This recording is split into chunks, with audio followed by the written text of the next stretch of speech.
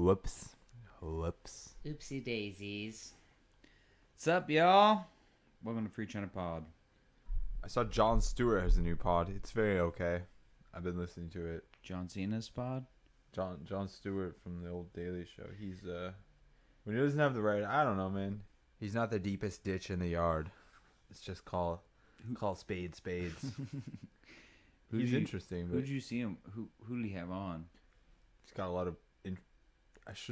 I don't know if they're interesting. It's like, I don't know. He doesn't do deep dives. It's kind of like a really base level, like, it's almost like a Joe Rogan podcast. Like, it's comedians just like chit chatting about like deep topics and kind of covering the surface of it. That's how I would describe it. I feel like I've seen people cover it, but yeah, I mean, Cover what? cover his pod, like be like, oh, Jon Stewart's like talking about something. Yes, he's talking about things, but is he saying anything? I don't know. I'd have to watch it. Again, it probably depends on who he has on, just like Joe Rogan. Like you said, it's like depends who he has on and how he challenges them. Oh, he never challenge. They're all like friends and stuff, so they don't get really deep into stuff. He talks about real issues and like he has stances, but I don't know. It's not. I'm not learning anything from that pod. It's entertainment at best. That's for sure. Yeah, I mean, sometimes that's why I listen to podcasts, but I like to learn now. I don't have time to fucking listen. I still like him better than Trevor Noah.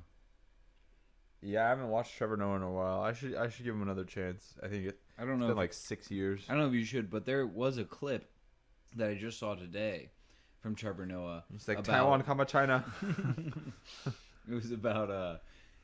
It was about the Peng Shuai thing, and actually he had a pretty good take. And I saw people saying like, "Don't take a drink because you'll spit it out because this is so funny." Lol lol lol lol lol. And I watched it and I was like, "This is not funny," but like he's making a good point. Like he's on the right side of the issue. So I was like, "Props to you for being on the right side of the issue," but like this still isn't funny. Like if the goal of this is to be funny, you're fucking up. But like if you're trying to be like make a point on the right side of an issue, like he did. So I strongly dislike him for the most part from a lot of the stuff that I see, but he did a good job. I thought I'll show you the video later, but it was him basically making the point that like no matter how powerful you are, like you can just disappear in China. Which, by the way, if you want to come for a funnier, more interesting deep dive take, just go to our YouTube or the podcast feed because I did 2 deep dives on the Peng Shuai situation. It's getting more and more attention. No, it's getting crazy, man. I mean, like I said, go check out the stuff that I've done recently, but it's crazy. I mean, they basically came out with like probably a fake letter. Like I want to be like honest, like who knows? We don't know, but like that letter that was sent out was so haphazard for like a world, quote unquote, world power that it's kind of disgusting, and some people are taking it seriously. Yeah, I think you covered it in detail. The article, I mean, you covered it in the article too. Okay, yeah. If you want to read, if you like print media, I wrote an article about it, and then I did 2 videos, if that's how you want to watch it, or a podcast about it, which probably in total of the coverage of that I did like close to an hour. So yeah, we did way more than you're gonna find on any like mainstream channel. No, fuck you, Ari. Sorry, we just had a big argument, folks. I'm just gonna cut that out. That's not funny. So what's up? I'm glad you thought it was funny. I did. The big article that I wrote down a few days ago was that now Europe is having that immigration crisis, which looks like it's kind of being manufactured by the new Soviet bloc. I'm sure you've seen that in the news, right? I haven't. Oh, basically, Belarus. I don't know what the hell has been going on, and I don't know how all these people figured it out, but just like all the Central American migrants basically figured out that there was the kind of like refugee loophole where you just say I don't want to like minimize the refugee crisis in certain places, but let's just say that like the refugee numbers applying to the United States went from like in the tens of, maybe in the thousands to like in the hundreds of thousands within a couple of years, because a lot of people figured out that you could use refugee claims in order to claim migrant status in these countries. And basically, Belarus, which has really strained relations with the EU right now. Mm-hmm. I don't know exactly how they've been managing to do that, but there are Syrian and Iraqis basically streaming across the border into Poland. Like, there are thousands of them. Not only that, but the Polish army has basically said that they're not taking them because they went through Belarus, and they said they should have applied at their first port of entry, basically, and they're refusing to let them in. And they've opened an exclusion zone in which no media, no aid organizations are being allowed in. And basically, there are people like dying in the forests of being exposed to the elements between Belarus and Poland right now. That's fucked, man.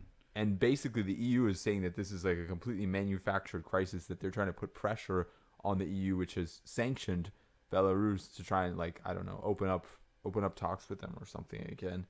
And basically trying to say that they can really mess with the EU.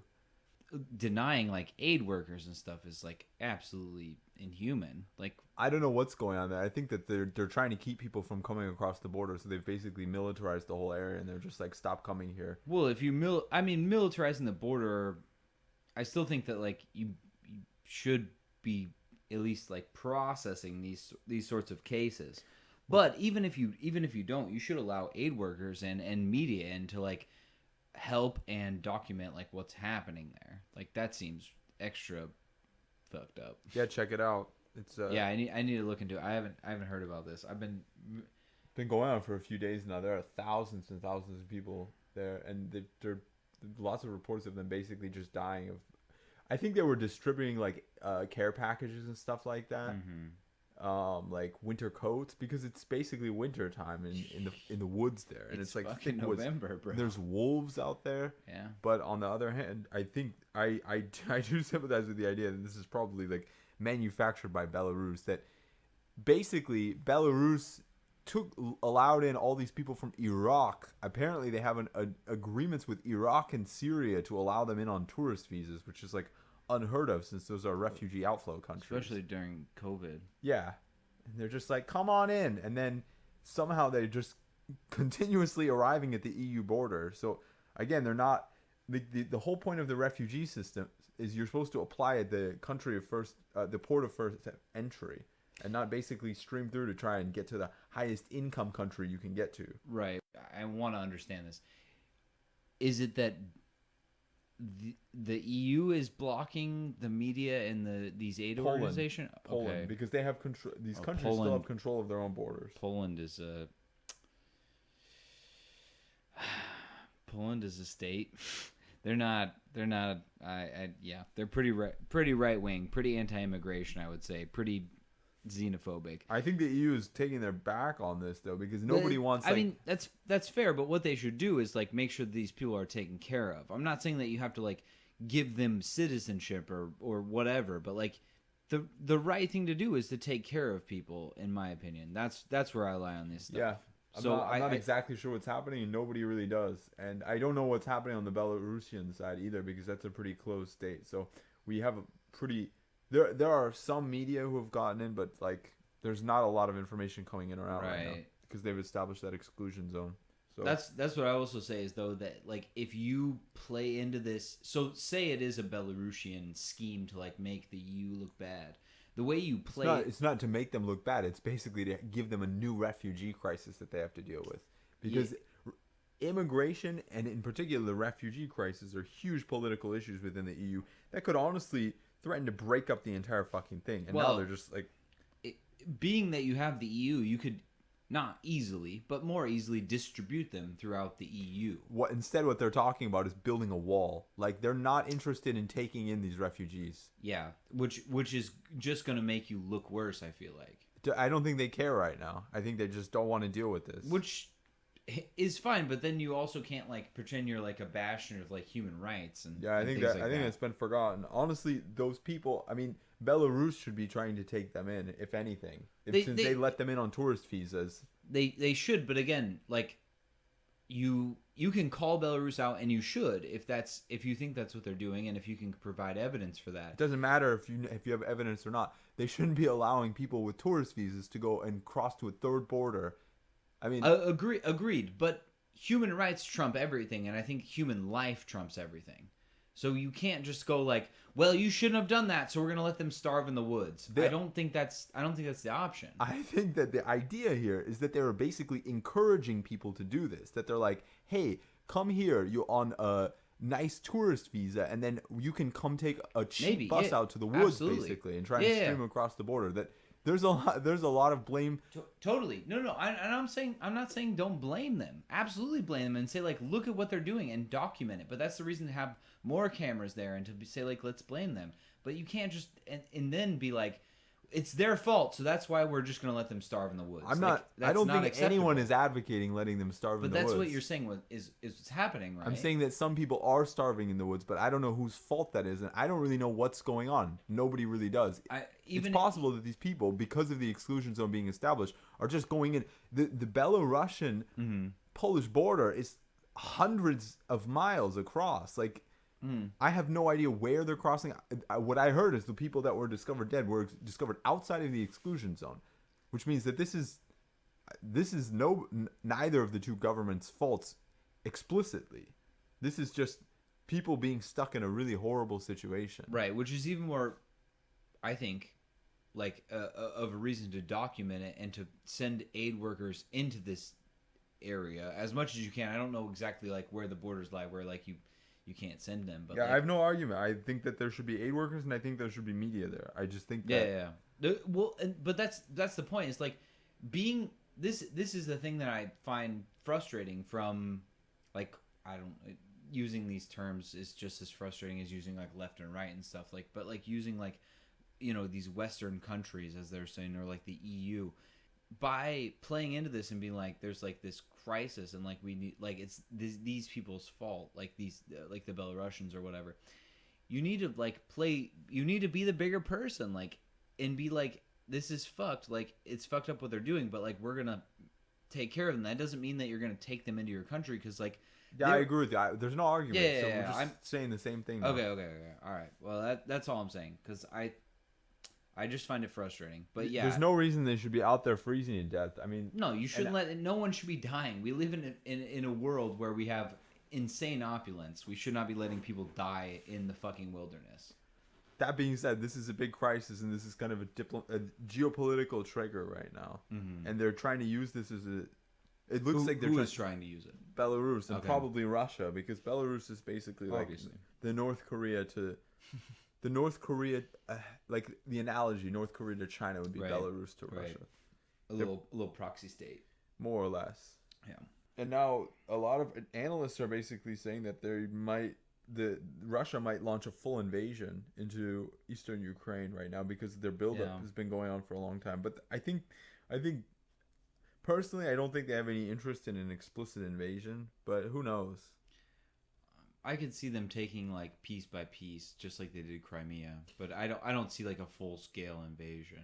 I don't see why I think they like the idea of having this kind of cold conflict on their border that makes the West very uncomfortable, and that they basically have full control over, and they don't have to deal with governance, and they don't have to deal with military conflicts within their own borders. The second they cross those lines, they're going to just make themselves a world of problems. So I think they like the status quo right now. I would say two things is like, yes, I agree with you, but also like they did it in Crimea, and like there wasn't much like Crimea pushback. was a very tiny place populated mostly by ethnic Russians. True. The other thing is that the other reason I agree with you is that like I think they could just pump disinformation campaigns and potentially get people on their side. Because like it's I mean, you look at what's going on throughout the world right now, like fake news is such a played out term, but like they're like so many people are getting fooled right now. Like you look at I don't understand what you're saying. Get which people to go on their side? Well, people in different parts of Ukraine to basically be like fuck the Ukrainian government. They're not doing enough for us. Like why wouldn't we just like side with the Russians? I think they're pretty polarized right now. I think ethnic Russians basically side with Russians, and that's basically I would like to understand, because I don't pretend to understand like what's going on in Ukraine right now, but like it would be interesting to look at that, because like you look at the United States, there's so many different like ideas going on, and like the United States is not eastern Ukraine. Those are very poor rural areas that have been basically had a civil war in them for several years. I don't even know if they're fully connected to the internet right now, much less have a stable power supply. I mean, the United States, poor rural places are not really connected. I lived in a place that was not very. I mean, it was connected to the internet, but like not. Really. Rural Missouri is not the same thing as a place that's been shelled for 6 years. No, absolutely, no, totally. But what I'm saying is that like disinformation campaigns are effective in a lot of places, but potentially, especially so in a place that's barely connected to the internet. Maybe I don't know. I don't know what the situation in Eastern Ukraine is. Right. Yeah. That's what I'm saying. Is I would like to understand it more because even where I'm from, there has been. But it doesn't matter what they want. Like at the end of the day, it matters what the two governments want. It does. It honestly doesn't. Like this is about Ukrainian sovereignty or Russian reclamation of their old sovereignty. There's no self-determination for people that like are these peoples. But I'm talking about uprising. There could be you could foment some sort of uprising. There's already an uprising. That's what I'm saying. Those like you could have people like rise up, and then like the Russians could come in as like saviors. That's exactly. I mean, right now, that's basically what's going on. It's like a gray zone conflict where you have ununiformed Russian troops flowing across the border as irregulars fighting against the Ukrainian army with shelling going back and forth. It's very clear most of them are actually like Russian soldiers. But I'm saying you could also have like the actual populace in those areas also rise up. I think they're mostly like dirt poor farmers, and I don't think they're interested in fighting some territorial war. I think they just want their homes not to be shelled. But that's what I'm saying. When you look at conflicts throughout history, I mean, like, granted, most of it is like very few percentage of people that actually do any sort of fighting. But if you, like, for instance, you look at like the English Civil Wars. Basically, whoever arrived there first and gained a foothold in the territory was like the one who got the backing. Like, that's kind of how history goes. It's like poor dirt farmers. If you arrive and you're like, you're gonna fight with us, or you're gonna like, we're gonna fucking kill you or enslave you or what, whatever it is, but we'll give you a fucking some sort of like weapon. Then they're gonna go, okay, fine, as long as I get to keep my farm, whatever. Like, I'll do whatever you say. So that's what I'm trying to say here. We'll see. Yeah, exactly. I'm not like a Ukrainian expert. I'm interested. I feel like I need to study what's going on there more. I think we'll just have to wait and see on this one. But realistically, I don't think that it's going to heat up much more than it already has. I hope not. I hope it stays calm. Yeah, I think if they take that territory, it's just gonna be a nightmare for them. It's just gonna be a nightmare. Right now it's perfect because they can just kind of make their claims to it without actually having to administer a very unstable place. Well, not to mention that they don't have their little Russian puppet Donald Trump in the White House right now. Yeah, but I mean, the sanctions are so deep on them. There's like really, like, at this point, there's very little else that we could do to them. I'm also just kidding. Like, Donald Trump is not a fucking Russian puppet. I know. I'm just saying, like, there's not a lot that the U.S. or any other country could do against them. Because they're already kind of, like, fucked right now. They're having, like, major crises. Yeah, that's what I was going to say also, is, like, they're not... I mean, it's not like the Russians are doing quite well. Like, it's not like... They don't have much to lose on the other hand. To be fair, though, Putin is getting about, 98% of the popular vote? What do you got, man? Most of the stuff I've been reading was the Peng Shuai stuff, which I've basically covered already on the pod, on the YouTube. Okay. And then there was the Biden-Xi talks. Did you watch any of that? The Biden-Xi summit? Not really. I don't think anything substantial came out of it. Exactly. That's kind of what I said. It's been interesting because Biden is very gaffe prone, so he's kind of like come out in favor of like Taiwan independence a bunch of times. Yeah, I saw that. But then obviously, like, yeah. Well, he doesn't walk it back, but yeah, the State Department and stuff walks it back. But, yeah. I heard he said, like, we support Taiwan's right to choose, and he's like, that's not, and then he kind of, I think he himself said something like, not independence. I can't remember the quotes. It's too late at night here. Well, they caught him on the tarmac in a very Trumpian situation where there's lots of noise. But he says, basically, it's Taiwan's choice. So he talks about like ADIZs. He says ADIZs aren't airspaces. He says international waters aren't like Chinese waters. Basically talking about the Taiwan ADIZ, saying it's not Taiwan's airspace, so it's not the same thing as incursions on Taiwan's airspace. That is true. Then which is true, which is true, which I said on the stream. And then he says, international waters around Chinese waters aren't China's waters. So basically saying, the middle of the ocean isn't anyone's space. And then he talked about how, essentially he just said like, Taiwan's because they asked him straight up about it. He was like, Taiwan's independence is up to Taiwan. All I was saying is like, it's Taiwan's decision. Like, it's not our decision. We're not trying to pressure them. We're not in favor of Taiwan independence. We're in favor of giving Taiwan that choice. Let's pull up this chart. We could talk about this really fast. I guess the media outlet is Watch Out Taiwan, and they released some polling data where they were asking about different parties or different, I guess, adherence to different political parties and their views towards independence, towards different things. So the first one regarding independence here, I was quite surprised about the DPP and basically how far the DPP has swung even further than like the New Power Party, Liang. So if you look at here, just talking about like independence now, number one is Taiwan State Building Party, big surprise. But number two is not a de facto independence party. Is not Liang, but actually a DPP, which is interesting here. And then wait. Are they number one? Number one is Taiwan State Building. Yeah. Yeah. This one. Oh, Jijingang. Yeah, but Liang is still ahead of. No, second one is DPP. Oh, you're talking about like wholesale support. Yeah, wholesale support. Okay. Yeah. And if you combine wholesale support, this is like independence now or independence immediately. Yeah. I didn't see that the other one was maintenance of the status quo. If you combine maintain the status quo and then independence later, then Liang is slightly ahead. Yeah. A little bit less conservative. And then, not surprising, even KMT, I mean, you can see Taiwan People's Party, which is like kind of become a light blue party.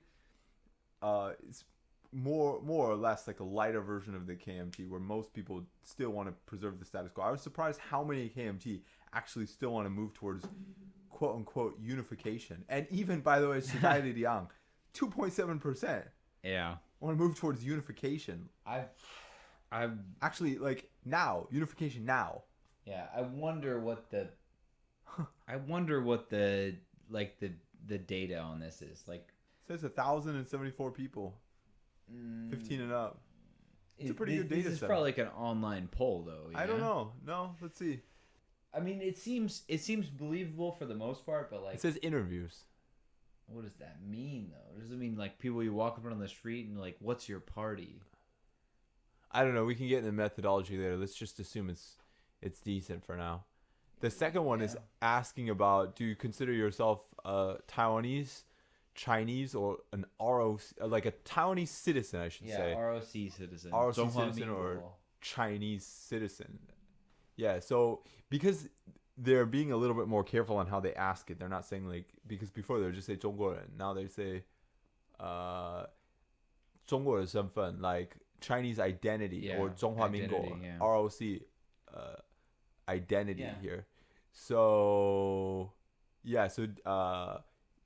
State Building Party, obviously the highest here. Not a single person identifies as Chinese.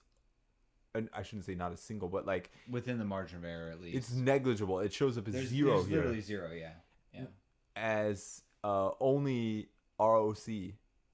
For DPP, it's quite low. Actually, it's a little bit higher for. It's 1.1 for the DPP, which is no. This one for ROC, only ROC, 7.6% of DPP, and 14% of Shidai Liang.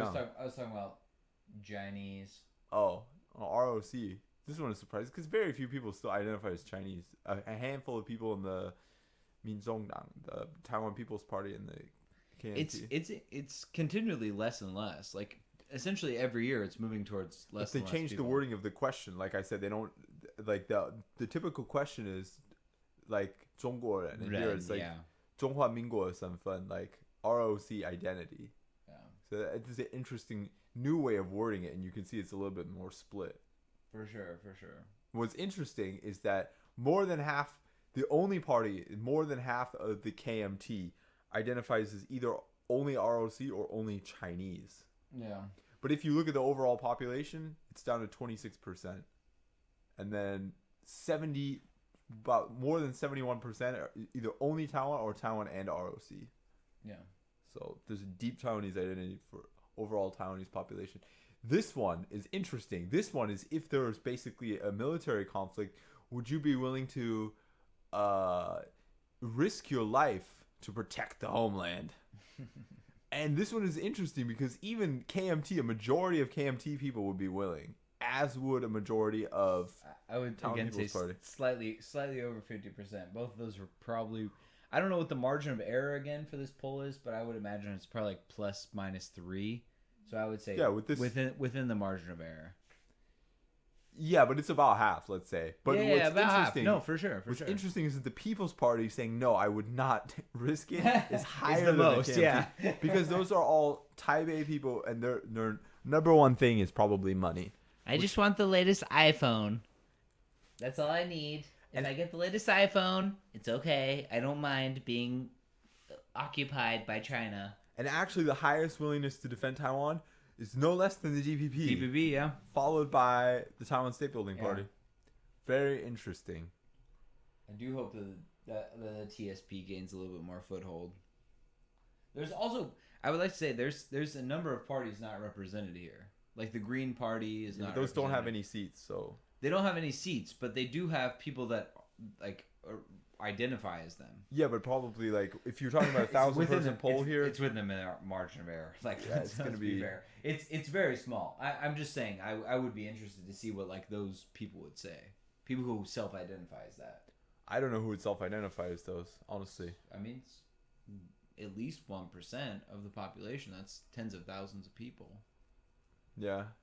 I'm just saying. I would be interested to see who would self-identify that and what they would say about it. I don't know. I'm just saying. And then the last one is, would you agree to create like a military alliance with the United States to allow United States assistance? The highest again is DPP. Yeah. Over 90% of DPP. And by the way, the overall Taiwanese population is 68%. So the majority of the Taiwanese population. Let's round it up. Let's call it 69, bud. Okay. Which is basically like every party that leans pan green. And Shidai Liang, New Power Party, and Taiwan State Building Party are both everyone 78. is over 50% besides the KMT. Besides KMT, yeah. And the KMT, but they're both around 50% not sure, I would say. Yeah, that's fair. Well, not sure or no. Both less than 30%, again, looking at what, I don't know what the margin of error is, but like below 30% of that would like straight up oppose it. What I think is really interesting about this, too, is that the KMT basically got its full support. The only reason that the KMT, that Taiwan is independent is because of United States military support. Without the United States, every single member of the KMT would have been hung as a traitor by the Chinese Communist Party, like in the 1950s. Like, let's just be honest about that. So to then be like, no, we don't like the United States anymore. We're glad they protected us then, but now we don't really care for them anymore.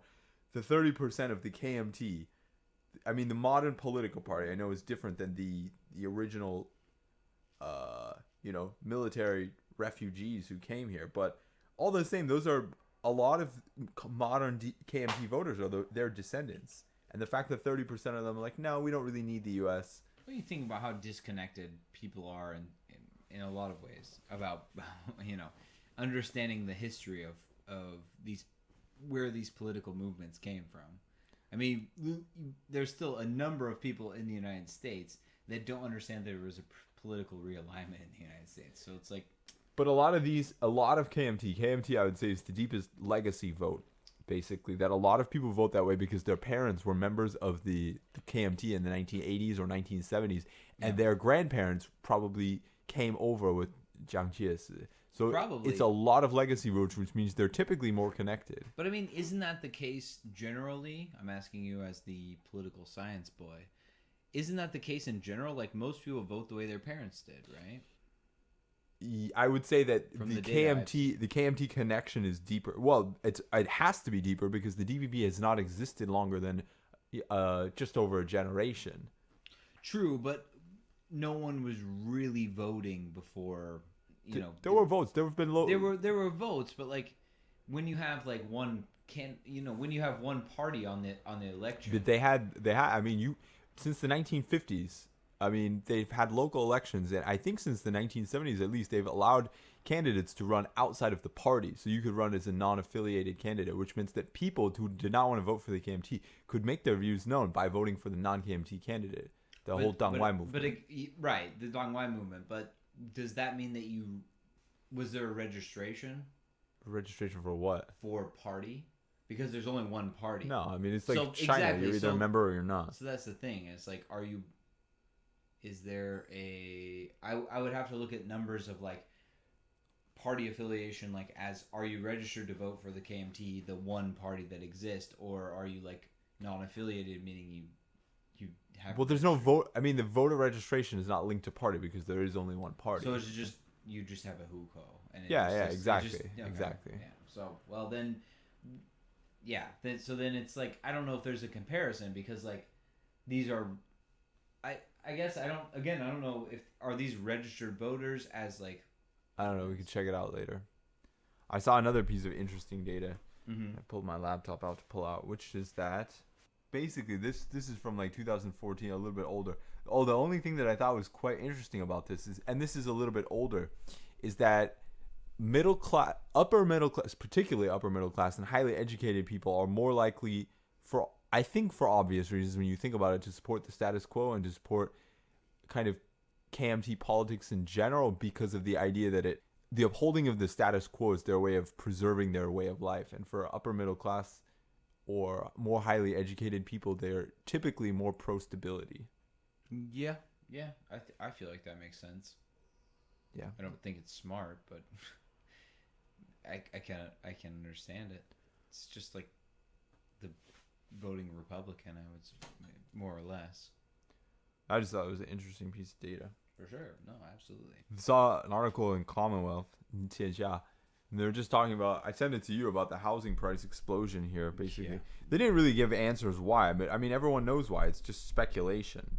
I guess they did say it's speculation, but why is the speculation so drastically increased in the last 2 years, basically? Well, it's also speculation, but specifically that they're flipping a lot of the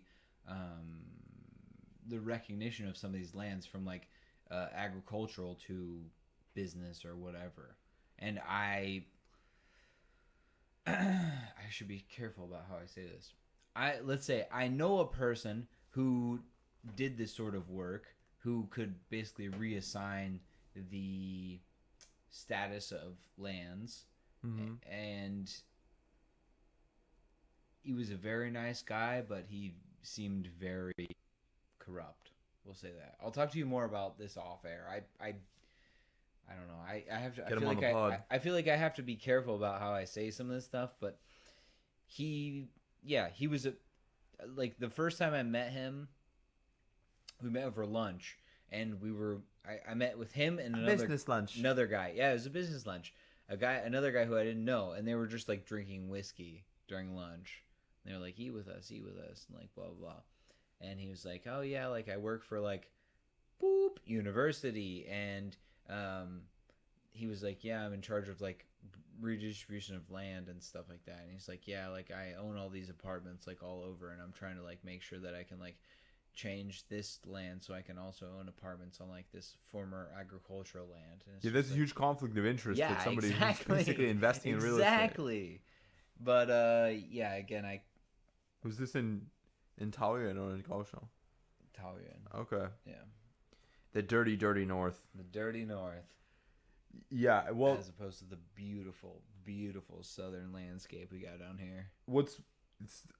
What's worth noting is that last year they tried to do the minor reform where they said that anyone who sells their house within 2 years has to pay like some kind of Yeah. capital gains tax on it. So people are just holding it longer. But the whole point is that these multiple home purchases by the elites are typically like long term anyways. They never sell them. I think a lot of them are renting them out.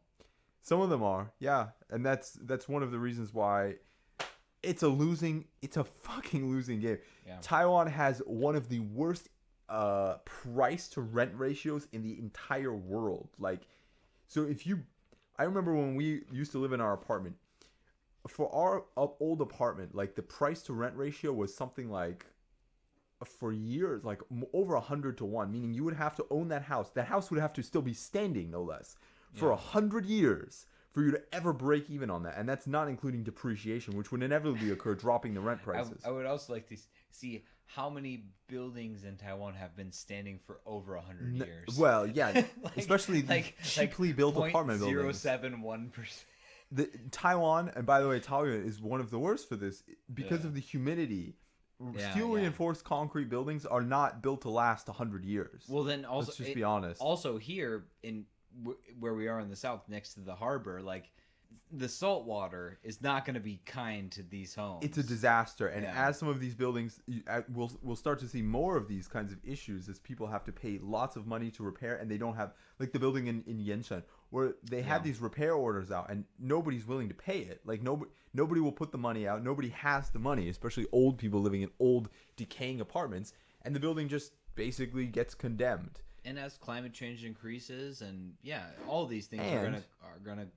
Go ahead. I was just gonna, as all these things like coalesce and into a tipping point where it's just not tenable anymore. It's exacerbated by the fact that the population's already started to decline, which means the number of households is gonna peak, if it hasn't already, in the next 5 years, and then after that, like the number of people here is going to decline, which means like their ability to collect rent money from that is going to be minuscule. So I think sooner or later there will be a collapse, and I think the United States and Canada are probably facing similar issues. I don't know how Canada hasn't faced this already because immigration's been frozen. Yeah, in terms of the U.S., it's only been frozen basically, not even for COVID though. That's the thing.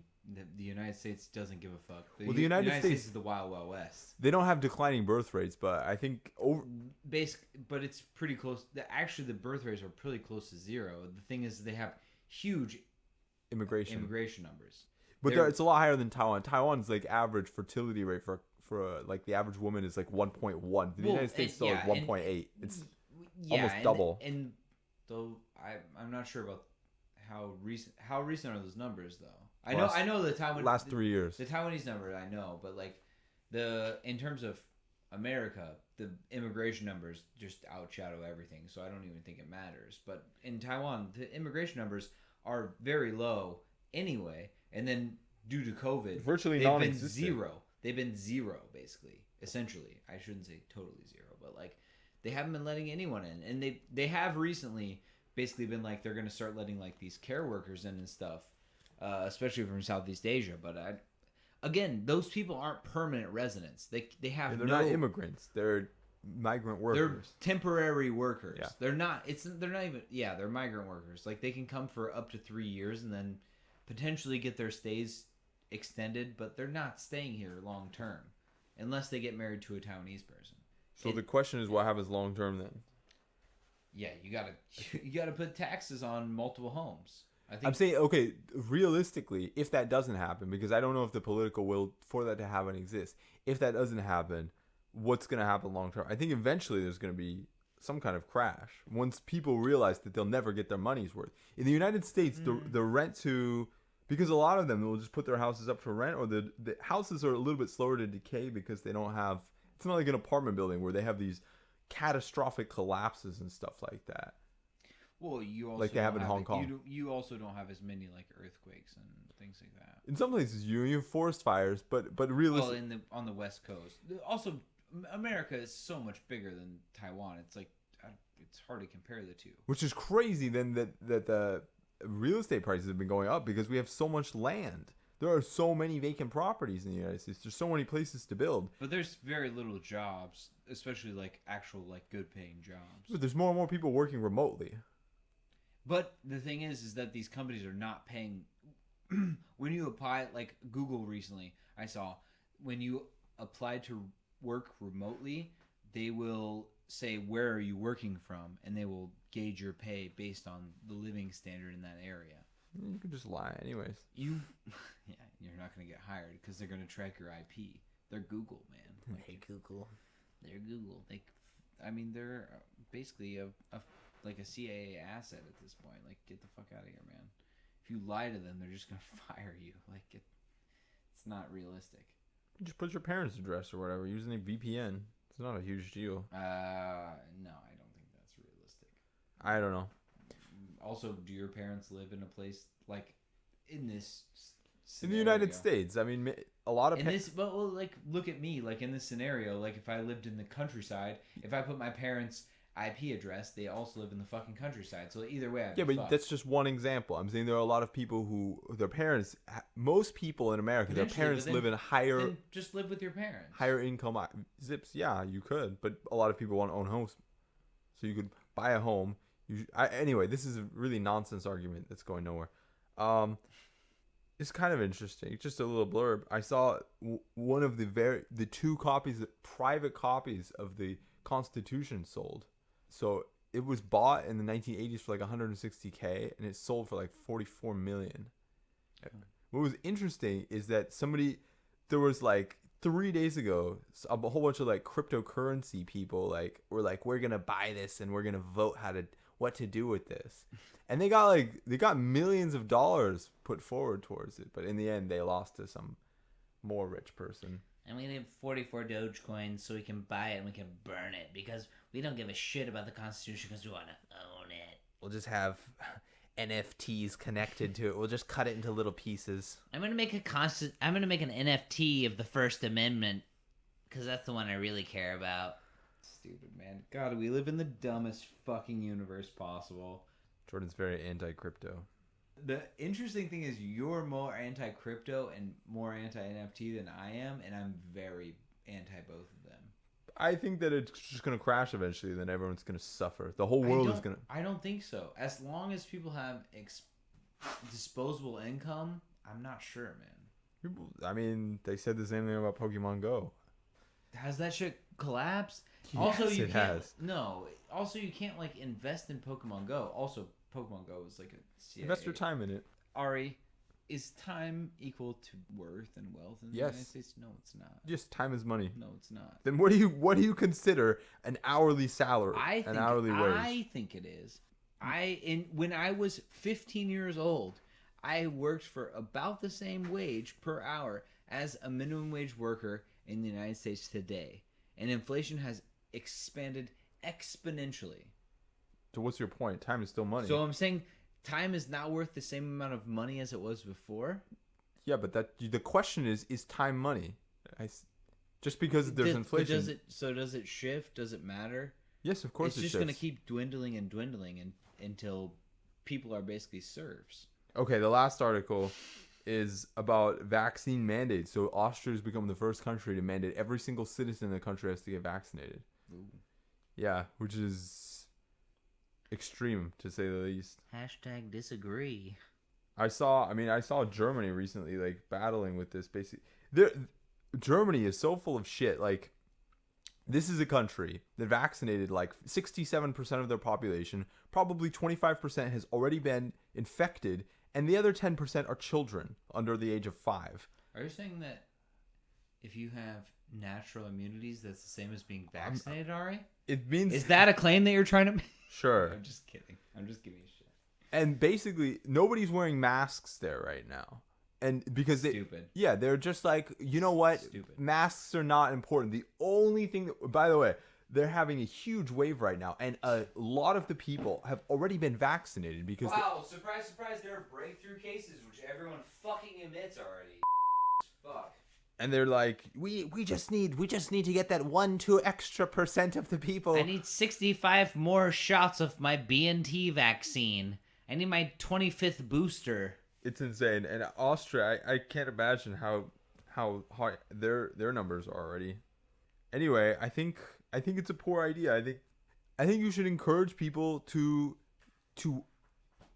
I think, first of all, masks are proven to work, and they need to be required in all public areas because of the risk that you could infect other people. Some people have health issues and they cannot take vaccinations. Some people have religious issues, whatever. Like, I think it's different depending on the country, but I think the idea, because this has never really existed in humanity before, that the government or society in general basically dictates that every single person has to take a mandatory medical intervention. Well, that's not true. I mean, we do it. We do it for other things. Like what? Like measles, mumps, rubella. No, we don't, because you can A, get an exemption, B, choose not to go those things. Those aren't required for all citizens. But like 90% of people get them. I got exemptions when I was growing up just because. Ari's been anti-vax from the jump, folks. I've gotten it now. No, I'm obviously just kidding, but I'm saying like most people get them. And because we've already kind of rooted them out, just like we talk about like smallpox, like we basically got it under control. We vaccinated most of the people that were at risk, and then we stopped it. I agree, but which is what we're talking about with this is that you have to like stop, get it under control, and then get the people that are like that can get vaccinated, most at risk, get vaccinated, and then the rest of people wear masks until we eliminate it, and then you're basically okay. These vaccines, those are established vaccines, and a lot of them, like the smallpox vaccine, that had been in existence for like 80 years, and had it? Yeah, the original vaccinia virus, and like. I mean, it was basically like an attenuated virus, right? Like they just used cowpox. Anyway, that had been in existence for like almost a century when, and it was, I don't know if it was mandated, but it was given to all school children and stuff like that. I don't know the rules. In some cases it was, like in terms of the military and stuff, like in a lot of cases it was. The military, you sign off a lot of your rights. So like, I don't know. Point being that these vaccines, calendar date, most of them have not been on the market for even 1 calendar year at this point. They're like pretty new, and to basically say that the entire human species, like I said before, needs to take these vaccines it seems a little quick, especially considering that the alpha variant of COVID is basically no longer in the wild, which is the variant that all of these vaccines were made for. Yeah. Like most of the variants right now are beta and delta, and some of the other newer variants. Wait till we get the fucking sigma variant, but I think there is a sigma already.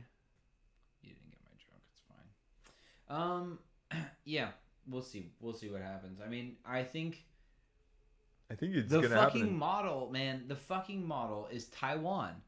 Mask up when you're in public and shut down the borders. And I've seen mandatory quarantine. That's what you mean by shut down the borders. No, absolutely. Yeah, it's not not allow anyone in. I'm just being clear. Good clarification. Absolutely. But this is the thing I've seen recently. There's all these pilots complaining.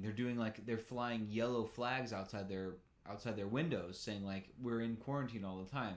And I get that. Like, quarantining constantly is a form of, like, basically solitary confinement, and that will drive you crazy. But what they shouldn't... I've seen people say, like, we need to let these pilots have, like, less quarantine. That is not the fucking answer. Like, you're wrong if that's what you think. Like, I'm sorry. Reset their schedules so that they have, like, long time off. No. Yeah, hire more people. Yeah. And if we can't do it, like, sorry, like... This is the more important thing is that people don't die, and if you think that like sacrificing human lives to like make sure that we get like people that travel between countries, because it's not like there's like a lot of cargo, and if there is a lot of cargo, then like it's kind of ridiculous. Like I don't put cargo like in packages. I'll wait 6 months for my fucking package if I have to. I always got that package on me, bud. But yeah, it's just ridiculous. Like I am definitely in favor of like letting these people out of their quarantine.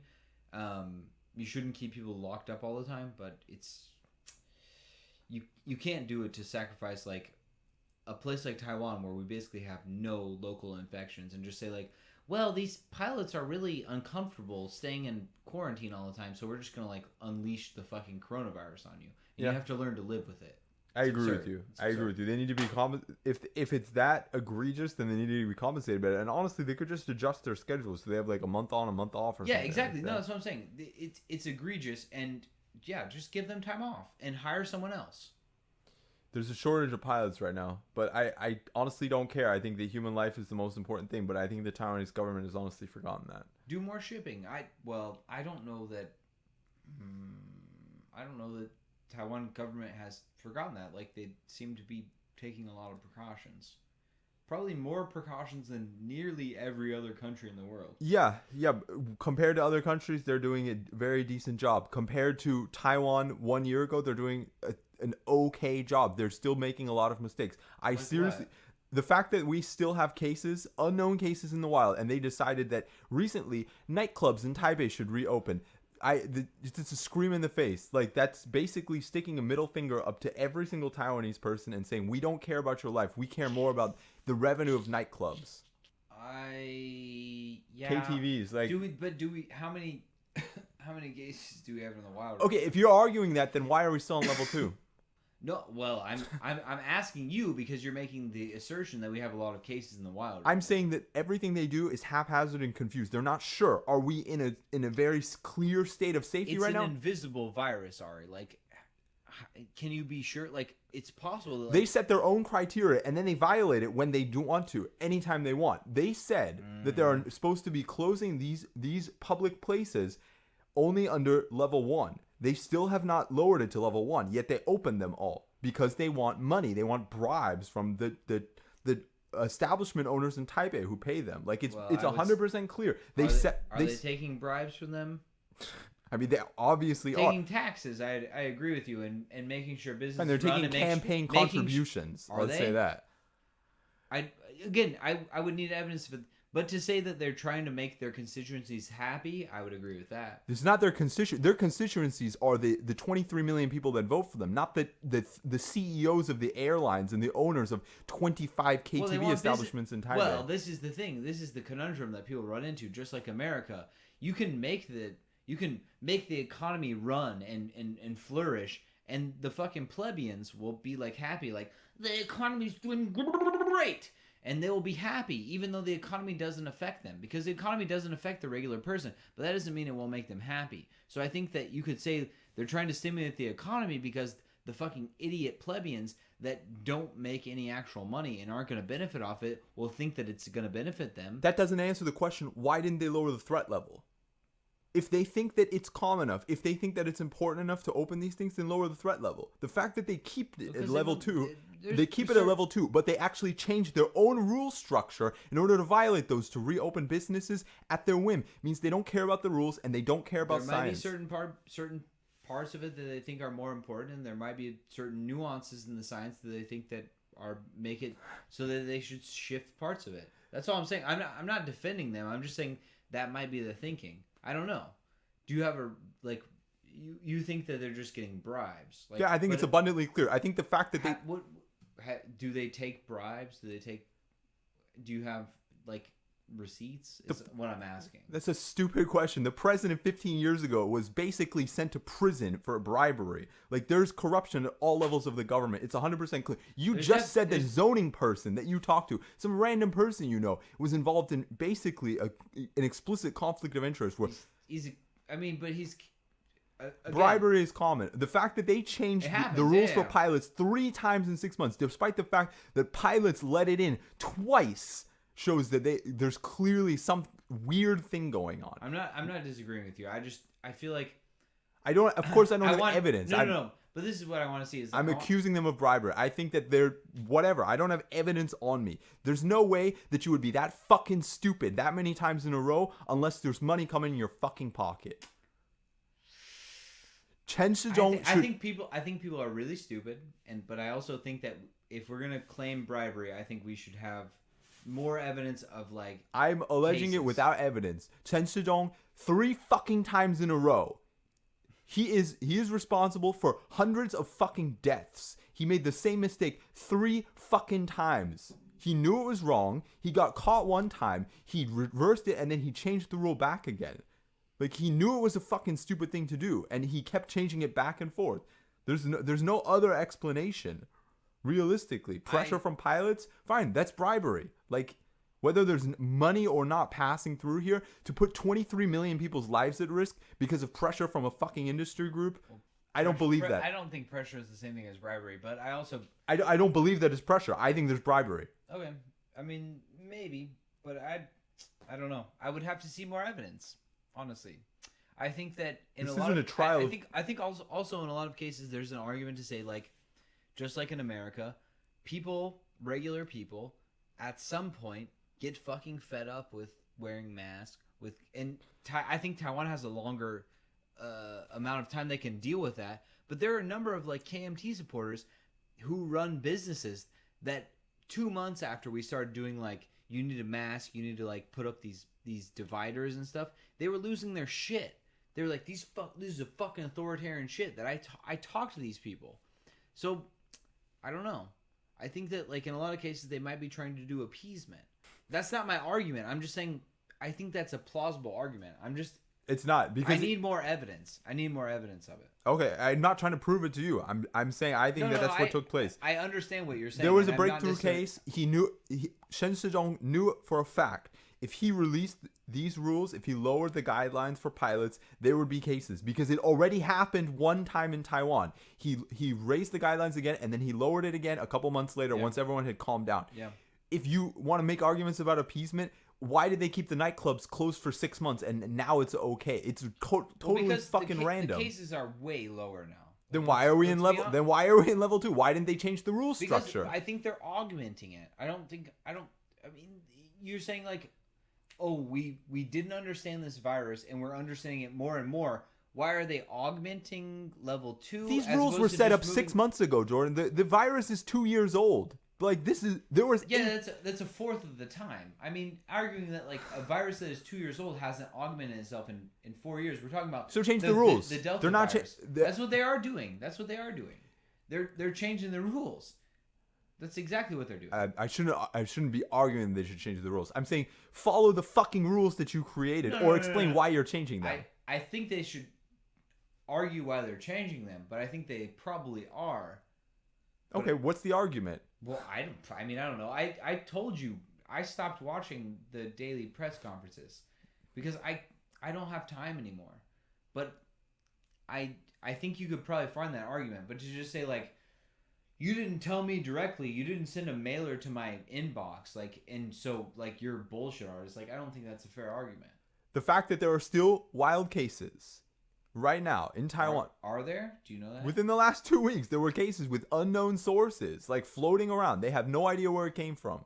I'm not sure. I know there were cases in the last 2 weeks. Yeah. There was a case like about 2 weeks ago that I know of. That's the only one I know of. Because of that reason, they don't. Was it unknown origins? I don't know. I think it was because I looked up. Why are you being so sarcastic? No. I'm not being sarcastic. I'm just saying. You think it was, but I'm asking. I looked at the evidence. details.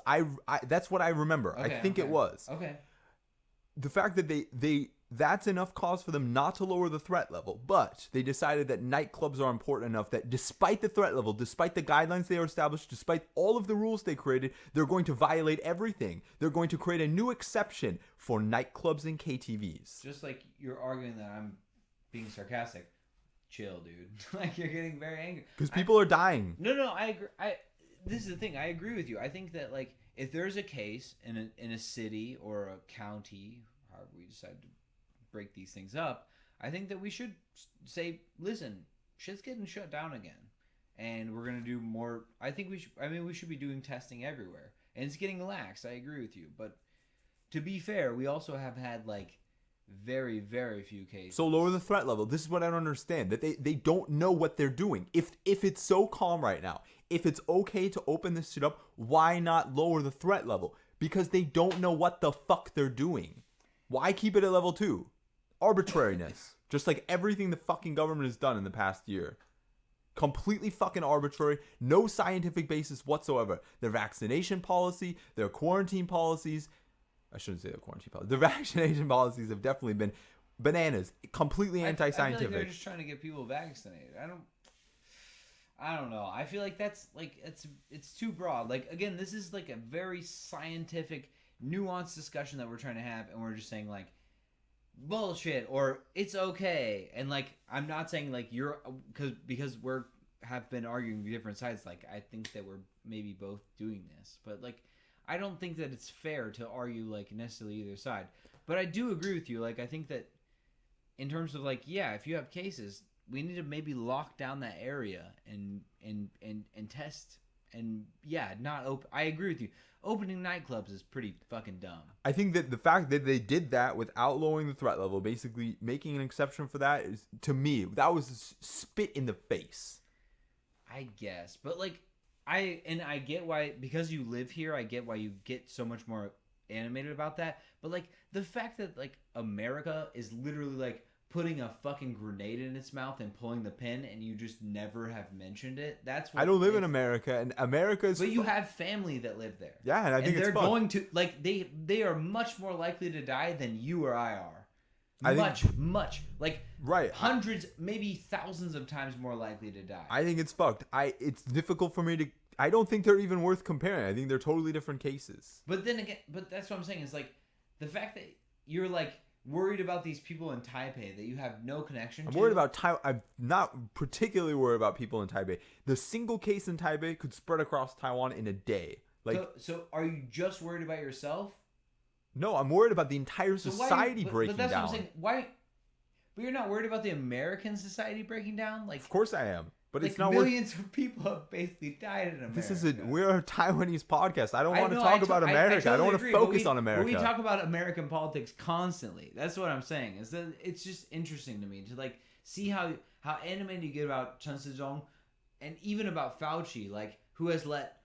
I would have to do the number comparison, but like hundreds of thousands or maybe millions of people more die on his watch than Chen Shizhong, but you get so animated. There's no shortage. There's no shortage of people who hate Anthony Fauci. In fact, I think the majority of Americans hate him.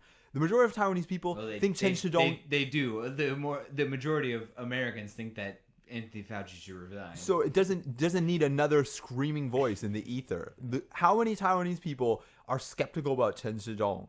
A minority. I think that it's worth stating these things. It's worth pointing out all of the failures, all of the stupid things that he's done. I think that is a decent point, but I think that like because of how good it's been handled here, I don't know that like screaming about it is like the best way to do it. I think being calculated, but also I think that like it doesn't matter, man. Like we're an English language podcast. 90% of Taiwan's not gonna listen to this shit. Let's do a Mandarin language podcast with someone. Fine. Scream about Chen Shizhong. There's a lot of people who hate Tsai Ing-wen and they just blame her for this, but I don't think. I think, well, obviously, she just passed it off on him. No, absolutely. Tsai Ing-wen is much less to blame than Chen Shizhong is. I have no idea. I don't know where the ultimate responsibility for a lot of his decisions lie. That is the other thing is like when it comes to like the pilot ideas. You know, who knows who's calling the shots to this stuff. It doesn't, to me, it doesn't matter. Someone in the head government is fully fucking responsible and should pay. I don't know that they're fully responsible because each one of these claims could or these decisions could come from someone else. Somebody is fully responsible. Do you not agree? Somebody? No, I don't, because I don't know where like each of these calls could come from a different place. They could be shifting responsibility throughout. Like, okay, well, right now, I'm talking about the pilot decision. Yeah, well, there's been multiple decisions, right? So, like, I don't know if everyone is the specific one to lower the quarantine requirement for the pilots. But that was one time, and that was 3 times. They shifted back, but they've been shifting. I assume it's the same person who has the authority for the same decision. That's what I'm saying. I don't know. It was wrong. Like, that's the thing, is it's wrong, and whoever is responsible for that, I think that should definitely bear consequences. And they never will. No, they won't. But that's the thing. So I think we should speak out about that. But yes, like, let's speak out about it. Blaming it all on Chen Shizhong, I don't know if it's useful. I don't know if anything's useful. I agree with that, bud. I agree with that. That's why I think we should just have fun with everything, because who gives a fuck? We don't have fucking control over anything. I think we have control over some things, and I think this is one of those few things. We have control over if we take a fucking. I hope you're gonna censor that out. I think we also have responsibility. All right, I'm just gonna stop the recording. Don't stop it! Don't stop it! Don't stop it! Don't stop it! I've got nothing else to say. All right. Well, I think that we do have a responsibility to call things out, and I think, but we also we need to try to get to the bottom of things. There's gonna be things that we don't know because they're behind the scenes, but at the same time, fuck ups in the government should absolutely be called out, and I think that is the point they're trying to make. I don't know whether or not Chen Shizhong is responsible. Yeah, yes. Deep down, I agree with you. We just have. I just worry about like who is actually responsible, but you're right. These things are fuck ups, and we need to make sure they don't happen anymore. And I hate to see people being like. Anyway, we love you guys, and you guys know the deal. Go check out the website FreeChinaPost.com. Go check out the Patreon, patreon.com/FreeChinaPost. Go check out, when you're on the website, disable the ad blocker, click on web advertisements if you find any of them interesting. And, Patreon will give you some cool goodies. But we love you. We'll talk to you soon. FCP.